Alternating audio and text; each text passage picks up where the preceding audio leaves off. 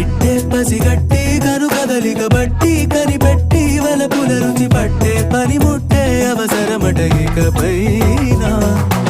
ఇన్నాళ్ళుగా దాగున్నది విరహం ఎన్నాళ్ళని మొయ్యాలట హృదయం అందాకి పయనం సులువుగా మరి ముగిసేనా చక్కోయి